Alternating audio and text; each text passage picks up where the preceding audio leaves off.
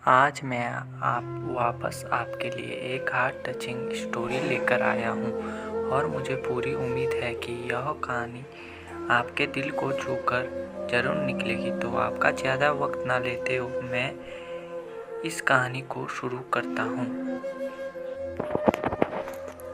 एक बार की बात है। एक बार एक अध्यापक एक संपन्न परिवार के शिष्य के साथ कहीं जा रहे थे, तो उस शिष्य को कुछ मजाक सूझी क्योंकि उसको रास्ते में किसी गरीब मजदूर के जूते दिखाई दिए।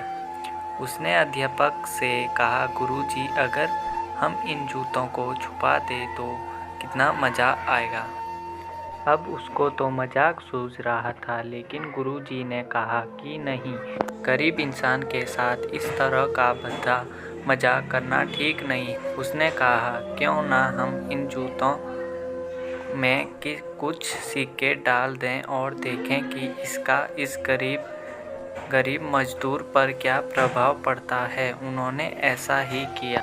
जैसे ही मजदूर अपना काम करके लौटा और उसने एक पाँव अपने जूते में डाला तो उसको कुछ कठोर सा महसूस हुआ।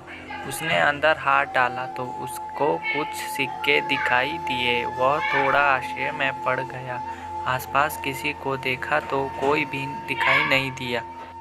वापस उसने दूसरा पैर अपने जूते में डाला और वापस उसको उसमें कुछ सिक्के दिखाई दिए।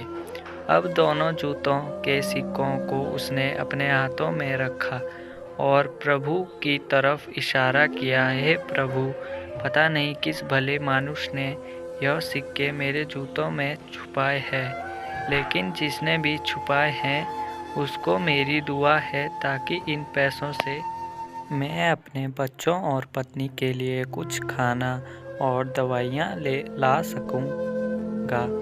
और इतना बोलकर वह चला गया। इस बात को शिष्य और अध्यापक दोनों सुन रहे थे। अब अध्यापक ने शिष्य से पूछा कि अब तुम मुझे बताओ कि तुम्हें कैसा महसूस हुआ, तुम्हारी पहले वाली मजाक या मेरा यह तरीका। तो उसने कहा कि गुरुजी, मैं आपको क्षमा चाहता हूँ। अब मुझे समझ आ गया है कि सच्ची खुशी किस चीज़ में है। जब हम किसी की मजाक उड़ाते हैं तो हमें कुछ पल का आनंद मिलता है, लेकिन इससे हमें बद्दुआ मिलती है। लेकिन अगर हम किसी की मुश्किल परिस्थिति में मदद करते हैं और जिसकी भी हम मदद करते हैं उसको भी नहीं पता कि हमने उसकी मदद की है, लेकिन अंदर ही अंदर हमें पता है कि हमने उस इंसान की मदद की है। यह सच्ची खुशी है। जब हम दूसरों को खुशी देते हैं तो हमें सच्ची खुशी मिलती है। इसी तरह खुशियाँ बांटते रहिए, लोगों की मदद करते रहिए और दान करते रहिए। जिसके भी आप काबिल हो, जितना भी आपसे बन पड़े, दान करें, लेकिन दान ज़रूर करें। इसका मतलब यह नहीं कि आपको कंपल्सरी या अनिवार्य रूप से इतने रुपए दान करने ही चाहिए, क्योंकि हर किसी की ज़रूरत अलग अलग हो सकती है। अगर आप किसी को पैसों का दान नहीं कर सकते तो कम से कम चीज़ों का दान तो कर ही सकते हैं। मुझे पूरी उम्मीद है कि यह हार्ट टचिंग स्टोरी आपको ज़रूर अच्छी लगी होगी।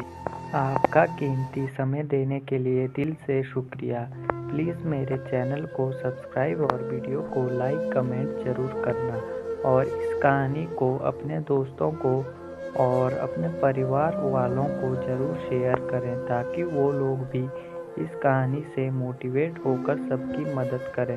धन्यवाद।